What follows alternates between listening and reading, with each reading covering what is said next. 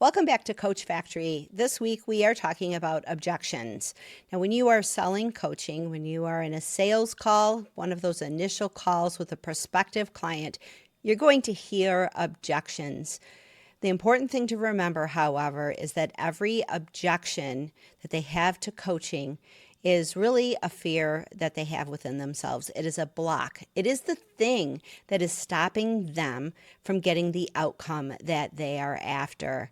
It is a deeply psychological game, and our job as coaches is to help our clients work through this. Sales becomes a coaching process. Now, in our previous video, we talked about how to deal with, I don't have enough time, I'm too busy, this isn't the right time of year, these time-based objections. You can watch that video. It's linked down below. We also have an article on our website about this. You can read that if you are into reading, but if you want to listen along, I've got other things to say. Today, we are going to talk about the objections around money.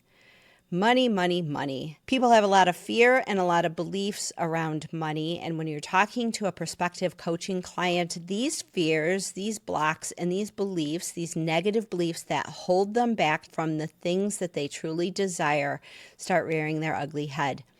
When you get an objection from a prospective client, don't feel like this is the end. No means that your job as a salesperson is starting. Your job as a coach is just starting. When you hear no, it doesn't mean no to you. It means no to the outcome. It means I'm blocked. It means I am scared. It means help me. Help me get there. It's your job as a coach to help your prospective client understand that these blocks are what are keeping them from having the outcome they want. Let's face it, every single one of our clients could get to the outcome that they want without us. Might take a little longer, might be harder, but the problem is they don't have the outcome now because they are blocking themselves somehow. And these blocks show up in our coaching calls and in our sales calls. It's our job to help our clients work through these. Even if they never hire you, knowing that you helped a prospective client get to yes, not yes to us necessarily, but yes to the outcome, is so rewarding. It's fulfilling. If they say, yeah, I'm just going to do this on my own, I have a money issue right now, I'm going to try to do this on my own, at least we're getting them somewhere. At least they're starting to say yes to the outcome. Maybe we won't have any more time with them, but we can check back in with them in a couple of months and say, how's it going? That might have another sales call opportunity there. Maybe they're not getting the results that they are after in the time frame that they wanted. Maybe that's the time that they finally just say, you know, I can't do this by myself. I really need help. Will you help me? Either way, treat every objection as an opportunity. Let's talk about money-based objections. Now, the first thing to do is, of course, establish rapport with our prospective client.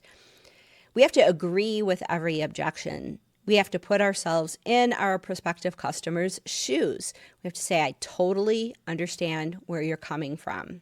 I hear you. This is a big investment. Can you talk to me a little about the concerns you have, the fears you have about making this kind of investment? What makes it feel like it's a stretch right now? Let your customer talk. They will tell you where their fears are. Listen to those fears and don't argue with them. Agree with every single one of them. They're very valid to your customer. So we have to acknowledge them and we have to support our customer through that. We can't just say, oh, well, that's ridiculous. That's going to end the conversation and the relationship right there. And we never want to end the relationship. While a conversation might end without them hiring you, we still want to keep that relationship going. Once they start explaining what their fears are about, then we can start changing the conversation away from cost and towards value. This is a great time where we get to share a story where we've had an experience like that. Now, I have an experience with my teenage daughter right now who really wants to buy an expensive car. She doesn't have the money for it yet. She's asking me if maybe she can get a loan. I am trying to encourage her to buy something more affordable, save her money.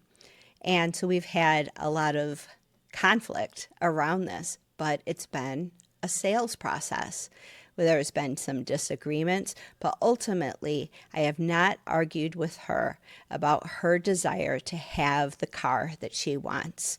I keep getting these messages that let her dream. And here's the thing.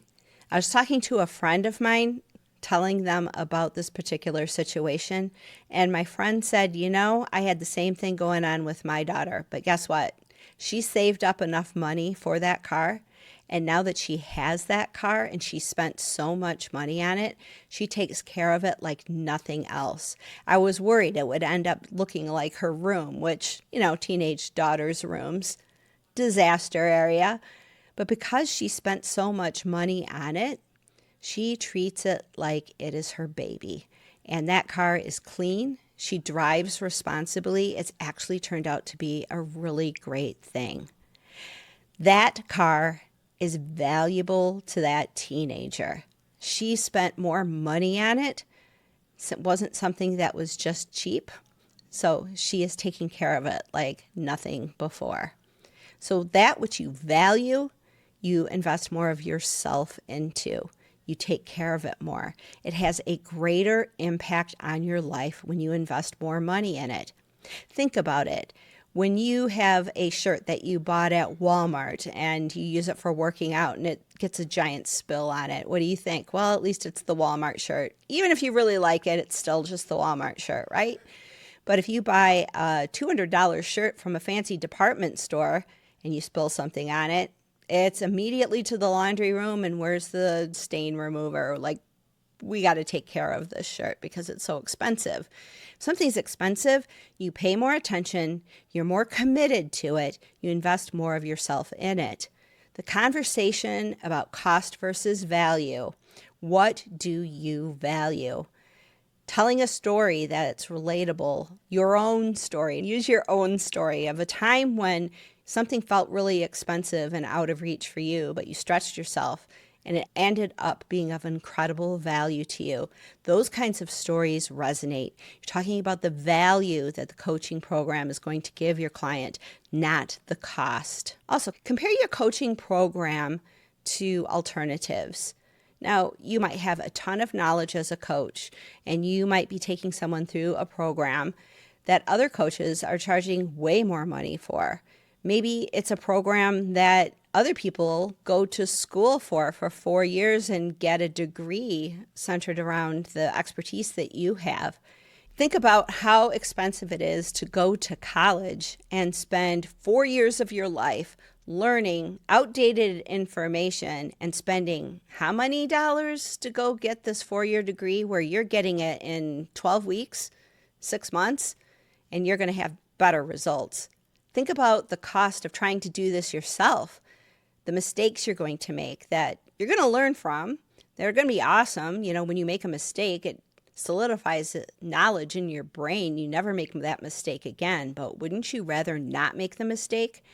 The time you spend learning something rather than learning from my years of experience doing this.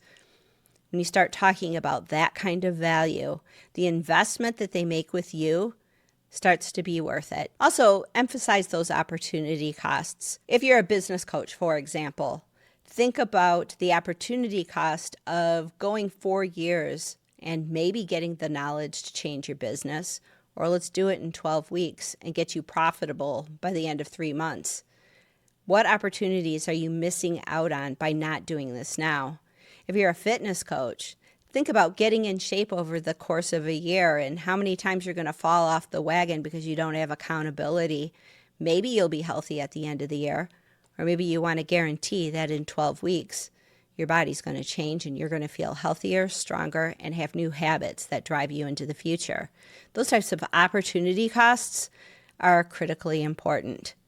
Another thing to encourage is resourcefulness. Granted, your client is having financial objections to your coaching program, and they might be concentrating on conserving their resources. But really what they're looking for is resourcefulness, not resources. Think about the last time you had an unexpected bill pop up, something that you had to pay. For me, it was the air conditioner going out right at the beginning of summer here in Texas.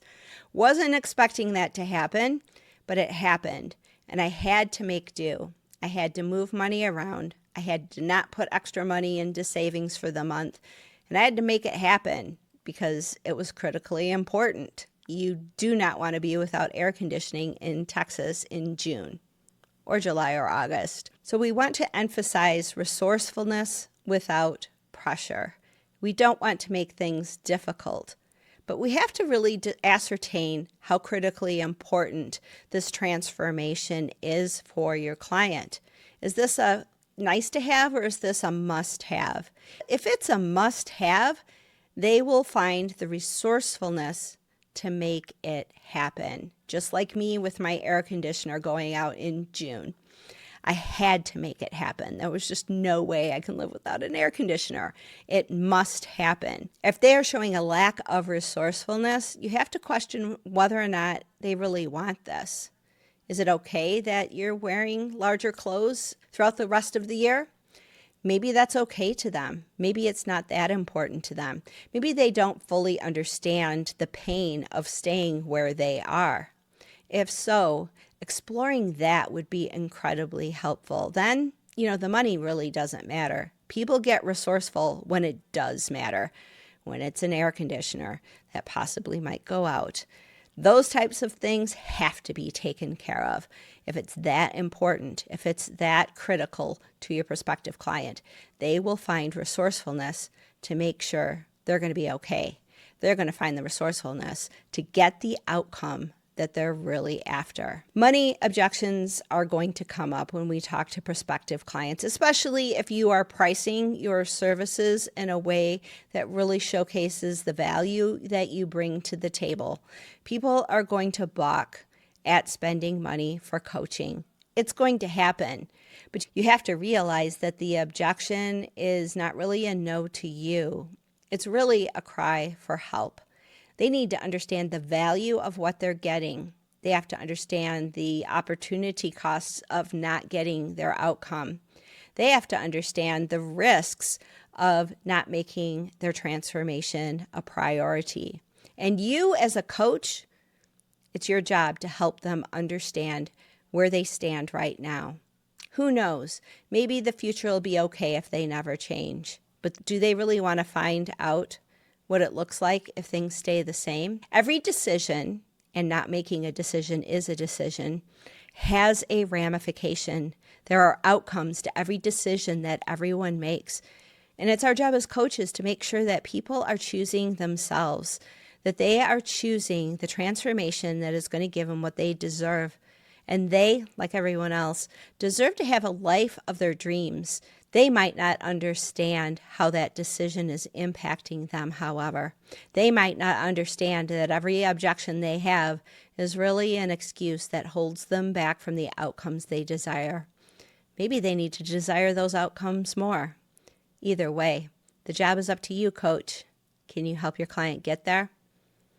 If this content was helpful to you, I'd love a like, a subscribe. We're going to talk about more objections tomorrow. So subscribe to the channel, hit that bell icon, and you'll get notified when we post the next objection video. Thanks for being here.